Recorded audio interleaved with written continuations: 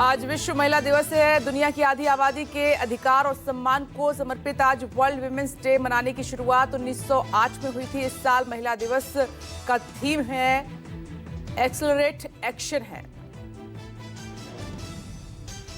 आज महिला दिवस के मौके पर दिल्ली की रेखा गुप्ता सरकार दे सकती है बड़ा तोहफा। सूत्रों के हवाले से खबर, राज्य सरकार बीपीएल कोटे से आने वाली 100 महिलाओं को 2500 रुपए देकर महिला समृद्धि योजना का शुभारंभ कर सकती है। दिल्ली के जवाहरलाल नेहरू स्टेडियम में बीजेपी महिला मार्च के आयोजित कार्यक्रम में नई योजना की हो सकती है शुरुआत। बीजेपी अध्यक्ष जेपी नड्डा कार्यक्रम को करेंगे संबोधित। गरीब परिवार को होली के मौके पर मुफ्त सिलेंडर का भी मिल सकता है तोहफा। केंद्रीय कृषि मंत्री शिवराज सिंह चौहान आज अंतर्राष्ट्रीय महिला दिवस के मौके पर भोपाल में आयोजित एक कार्यक्रम में करेंगे शिरकत। लखपति दीदी और स्व सहायता समूह की बहनों के साथ स्मार्ट सिटी पार्क में करेंगे पौधारोपण।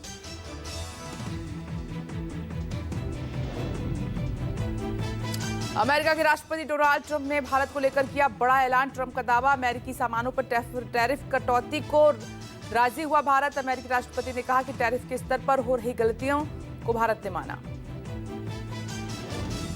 सीएम योगी आज गौतम बुद्ध नगर को देंगे 900 करोड़ परियोजनाओं की सौगात। कई कार्यक्रमों में करेंगे शिरकत। नोएडा में माइक्रोसॉफ्ट की नई कंपनी परिसर का शिलान्यास और दादरी में सोलर मॉड्यूल मैन्युफैक्चरिंग यूनिट का उद्घाटन। और वहीं जांचा में महाराणा प्रताप की प्रतिमा का करेंगे अनावरण। केंद्र सरकार से परिसीमन में तनातनी के बीच तमिलनाडु सीएम स्टालिन ने 7 राज्यों के मुख्यमंत्रियों को भेजा न्योता। परिसीमन की मौजूदा नीति के खिलाफ 22 मार्च को संयुक्त बैठक। आंध्र प्रदेश, तेलंगाना, केरल, कर्नाटक, पुडुचेरी, पश्चिम बंगाल और ओडिशा को भेजा पत्र। मथुरा वृंदावन में शुक्रवार को रंगोत्सव की आधिकारिक शुरुआत के बाद आज बरसाने में विश्व प्रसिद्ध लठमार होली। शुक्रवार को बरसाना पहुंचे सीएम योगी रंगोत्सव और लड्डू होली कार्यक्रम में शामिल हुए। राजस्थान की राजधानी जयपुर में आज से आईफा अवार्ड का आयोजन। आईफा अवार्ड का ये सिल्वर जुबली ईयर है। 9 मार्च को मुख्य कार्यक्रम मेन अवार्ड सेरेमनी के साथ फिल्मी सितारे देंगे लाइव परफॉर्मेंस। आज अंतर्राष्ट्रीय महिला दिवस पर प्रधानमंत्री नरेंद्र मोदी की सुरक्षा को लेकर नई पहल। पीएम मोदी की सुरक्षा का पूरा दायित्व आज महिला सुरक्षा कर्मी संभालेंगी। पीएम के सोशल मीडिया हैंडल को भी आज महिलाएं ही ऑपरेट करेंगी।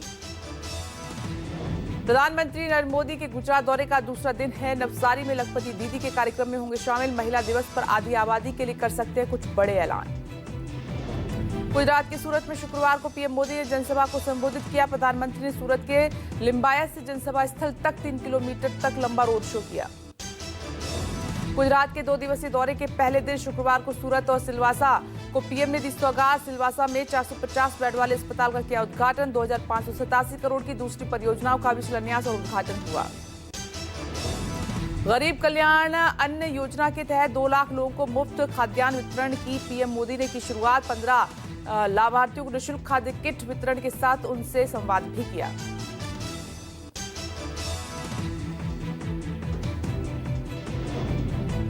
लोकसभा में नेता प्रतिपक्ष और कांग्रेस नेता राहुल गांधी भी अहमदाबाद के 2 दिन के दौरे पर हैं। आज दूसरे दिन भी पार्टी कार्यकर्ताओं से मुलाकात।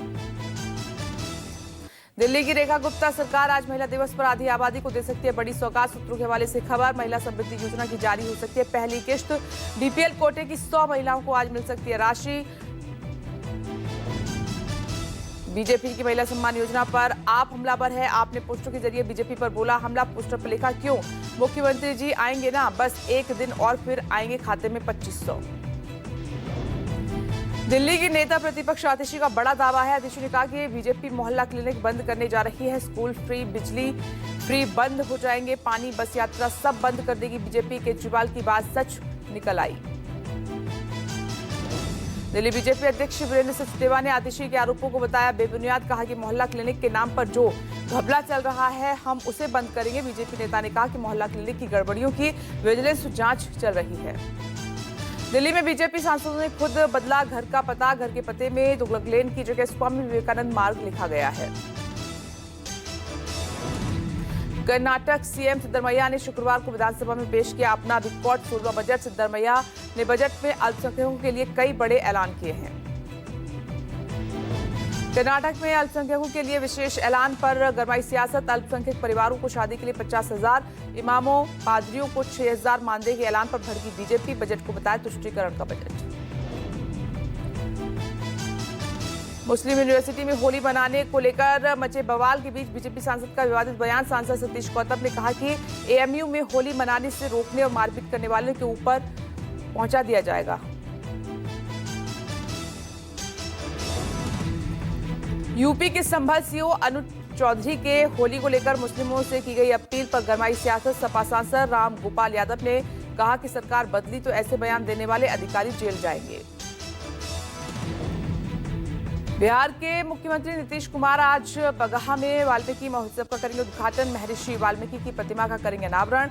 वाल्मीकि नगर को आज राजस्व जिला घोषित किया जा सकता है। पटना में मध्याह्न भोजन बनाने वाले रसोइयों के प्रदर्शन में शामिल हुए आरजेडी नेता तेजस्वी यादव। थाली बजाकर जताया समर्थन। कहा कि सरकार बनने पर उनका मानदेय 1650 रुपए से बढ़ाकर 2500 रुपए कर दिया जाएगा। महिला सम्मान पर बिहार विधानसभा में हंगामा। आरजेडी विधायकों का नीतीश सरकार के खिलाफ प्रदर्शन। महिला सम्मान पर सीएम नीतीश कुमार का बयान, जो गड़बड़ करेगा उसके खिलाफ कार्रवाई होगी। बिहार विधान परिषद में जमकर हुआ बवाल। अब्दुल बारी सिद्दीकी और मंत्री अशोक चौधरी में नोकझोंक। बिहार विधान परिषद में रोने लगी जेडीयू एमएलसी। बिहार सदन में फूट फूट कर रोई रीना देवी। यूपी के डिप्टी सीएम ब्रजेश पाठक ने अखिलेश पर साधा निशाना। अखिलेश यादव को तुगलक कहा। मोहम्मद बिन तुगलक से कम नहीं अखिलेश। बीजेपी सांसदों के खुद ही सड़क का नाम बदलने पर बोले कांग्रेस नेता अजय कुमार लल्लू। कहा सरकार के पास सस्ती लोकप्रियता के अलावा कुछ नहीं। कभी स्टेशन का कभी गांव का नाम बदलते हैं। यूपी सीएम योगी ने शुक्रवार को किया बरसाना में रंगोत्सव का शुभारंभ। बरसाना में श्री लाडली जी महारानी राधा रानी के मंदिर में फूलों और लड्डू की होली खेली गई।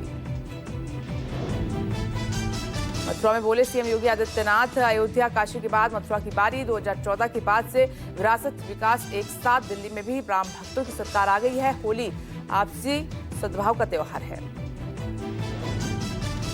महिला सम्मान योजना को लेकर आपने जारी किया पोस्टर में लिखा कि 8 मार्च आने में बस एक दिन और बचे हैं। क्यों मुख्यमंत्री जी आएंगे ना। आपने पोस्टर जारी कर पीएम मोदी को याद दिलाई गारंटी। लिखा कि क्या दिल्ली की माताओं बहनों के खाते में भेजे जाएंगे 2500 रुपए। चुनाव प्रचार के दौरान पीएम मोदी ने अपनी रैलियों के दौरान किया था ऐलान, दिल्ली की महिलाओं के खाते में 2500 रुपए भेजे जाएंगे।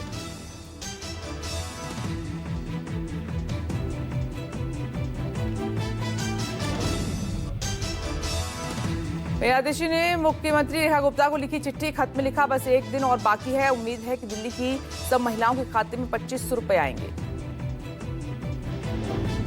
आतिशी ने कहा कि पीएम मोदी ने दिल्ली की महिलाओं को वादा किया था उनसे कि 8 मार्च को 2500 रुपए उनके खाते में चले जाएंगे।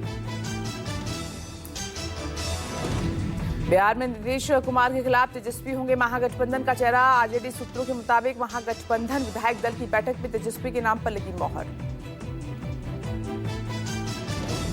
कल महागठबंधन विधानमंडल दल की हुई मीटिंग। सभी घटक दल के नेताओं ने एक सुर में तेजस्वी के नेतृत्व को स्वीकारा।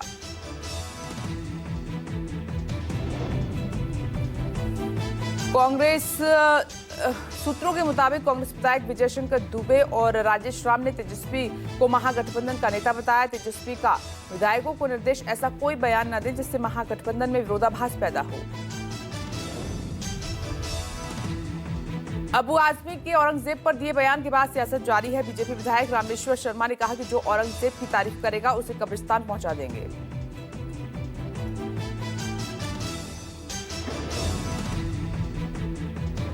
हम भी बोलेंगे, औरंगजेब की तारीफ करेगा उसे कब्रिस्तान भेज दिया जाएगा। ऐसा हिंदुस्तान बनाएंगे, ऐसा हिंदुस्तान बनाएंगे। देखो पढ़ो, इसका मतलब ये नहीं कि तुम अपने धर्म की तारीफ करो और हम अपने धर्म पर कुछ ना बोले। हम भी बोलेंगे और हम गर्व के साथ बोलेंगे कि महाराणा प्रताप कल भी महान थे, महाराणा प्रताप आज भी महान है। औरंगजेब की तारीफ कर। रामेश्वर शर्मा ने कहा कि औरंगजेब, बाबर, हुमायूं और अकबर सब लुटेरे थे, भारत को लूटने का काम किया। दिल्ली में सरकारी आवास का नाम बदला। तुगलक लेन का नाम बदलकर स्वामी विवेकानंद मार्ग हुआ। कई सांसदों नेताओं ने अपने घर का पता बदला।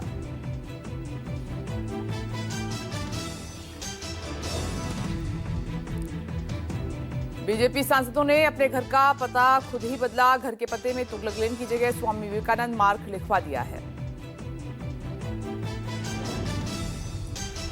यूपी के राज्यसभा सांसद डॉक्टर दिनेश शर्मा और सांसद कृष्णपाल गुर्जर ने अपने आवास का पता बदला। दिनेश शर्मा ने तुगलक लेन का नाम बदलकर 6 विवेकानंद मार्ग लिखवाया है। बिहार के गोपालगंज में बाबा बागेश्वर का कथा के दौरान बयान। हिंदू राष्ट्र की आवाज बिहार से उठेगी। हम किसी पार्टी के प्रचारक नहीं हैं। ये देश किसी के बाप का नहीं है। बिहार के गोपालगंज में धीरेन्द्र शास्त्री की हनुमंत कथा पर सियासत जारी है। आरजेडी और बीजेपी आपस में भिड़े। धीरेन्द्र शास्त्री ने कहा कि मेरे बिहार आने से कुछ लोगों को बहुत तकलीफ हो रही है। कल गोपालगंज में धीरेन्द्र शास्त्री की हनुमंत कथा का पहला दिन। विपक्ष पर बोला हमला। कहा कि घेरेंगे मारेंगे। किसी के बाप का देश है क्या? ये रघुबर का देश है, बाबर का नहीं।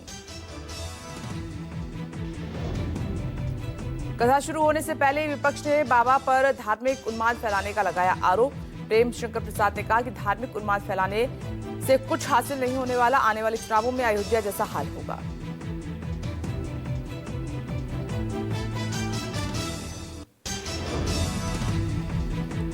वहीं आरजेडी के बयान के बाद बीजेपी का पलटवार भी आया। बीजेपी प्रदेश महामंत्री मिथिलेश तिवारी ने कहा करोड़ों हिंदुओं की आस्था से खिलवाड़ कर रहे हिंदुओं से इतनी नफरत है तो वे इस्लाम धर्म कबूल कर सकते हैं।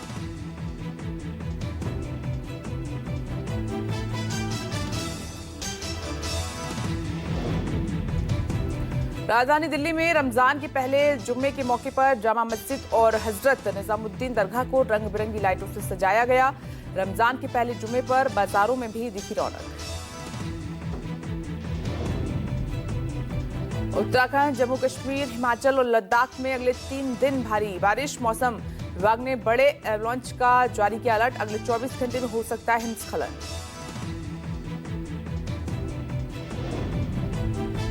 पंजाब की भगवंत मान सरकार का नशे के विरुद्ध बुलडोजर एक्शन जारी। इसी कड़ी में खन्ना और अमृतसर में नशा तस्करों के खिलाफ की जाएगी कार्रवाई। पंजाब में नशे के रोकथाम को लेकर सीएम भगवंत मान नजर आ रहे हैं काफी सख्त। हाल के दिनों में नशा तस्करों के खिलाफ राज्य में हुई है कार्रवाई। राजस्थान, गुजरात और महाराष्ट्र में ईडी की रेड। 6 से ज्यादा शहरों में ईडी की छापेमारी।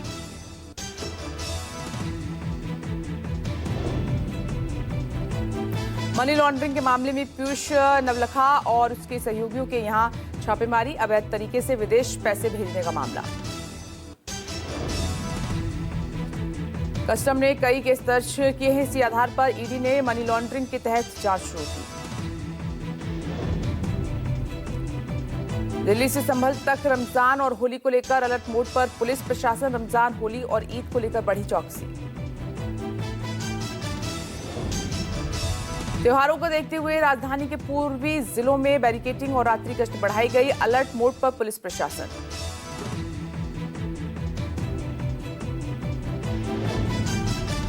इस दौरान संभल के सीओ ने मुस्लिम समुदाय से अपील की कि जुम्मे के दिन पड़ रही होली पर दिखाएं बड़ा दिल। हिमाचल प्रदेश के चंबा में पहाड़ों का दरकना जारी है। चंबा तीसरा सड़क मार्ग पर भयानक लैंडस्लाइड हुआ है। देखते ही देखते पहाड़ का एक बड़ा हिस्सा टूटकर गिरा।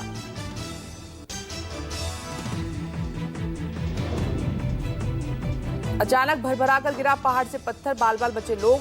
लैंडस्लाइड में किसी भी तरह के जान माल को नुकसान नहीं। आंध्र प्रदेश के एलरू के पास एक बस, निजी बस और लॉरी के बीच हुई टक्कर। हादसे में 3 लोगों की मौत और 20 लोग हुए घायल।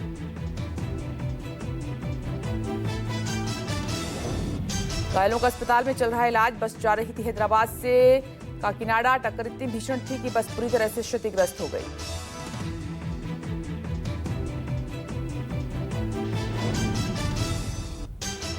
उत्तर प्रदेश बिजनौर गांव में तेंदुए की दहशत। गांव के लोग लाठी डंडे और धारदार हथियार लेकर ही निकलते हैं शाम को घर से बाहर। रात में वन विभाग और गांव के लोग करते हैं रखवाली। शाम 7 बजे से गांव में हो जाता है सन्नाटा। थर्मल कैमरे से रखी जा रही नजर। तेंदुओं को पकड़ने की हो रही है कोशिश। ब्रिटेन और आयरलैंड दौरे पर गए विदेश मंत्री एस जयशंकर ने बेलफास्ट में भारत के वाणिज्य दूतावास का उद्घाटन किया। इस मौके पर जयशंकर ने कहा कि दूतावास से आयरलैंड से राजनयिक संबंधों को नई मजबूती मिलेगी। अमेरिकी सुप्रीम कोर्ट से मुंबई हमलों का दोषी तबूर राणा को बड़ा झटका। अमेरिकी सुप्रीम कोर्ट से तबूर राणा की याचिका खारिज हो गई है।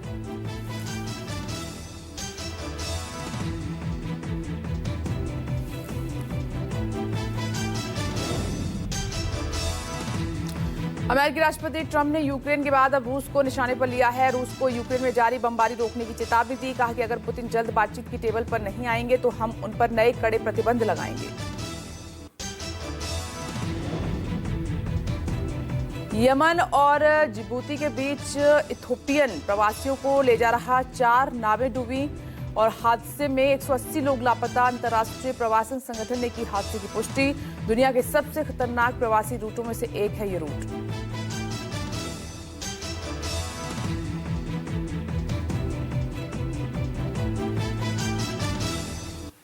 तो यमन में डूबी है ये प्रवासियों से भरी 4 बोट बताई जा रही हैं। इसमें 180 लोग सवार थे जो कि लापता है। किसी के भी मिलने की अभी कोई खबर नहीं है। हालांकि ये भी कहा जा रहा है कि जिस रूट से ये लोग जा रहे थे ये दुनिया का सबसे खतरनाक रूट माना जाता है। उसके बावजूद भी ये रिस्क लिया गया। ये जो एक बोट डूबती हुई इस वक्त आप देख रहे हैं ये उन 4 बोटों में से एक है जो डूबी है। 180 लोग लापता हैं। ये बड़ा हादसा हुआ है। ये कैसे हुआ है, क्या वजह रही, लेकिन ये रास्ता बहुत खतरनाक था जहां से प्रवासियों को ले जाया जा रहा था। यमन से ये तस्वीरें समंदर की आप देख रहे हैं। डूबी प्रवासियों की 4 नाव जिनमें से एक की तस्वीर इस वक्त आपकी टीवी स्क्रीन पर है। हालांकि अब रेस्क्यू किस तरह से किया जा रहा है, 180 जो लोग लापता हैं कैसे ढूंढे जा रहे हैं वो जल्द ही पता चलेगा।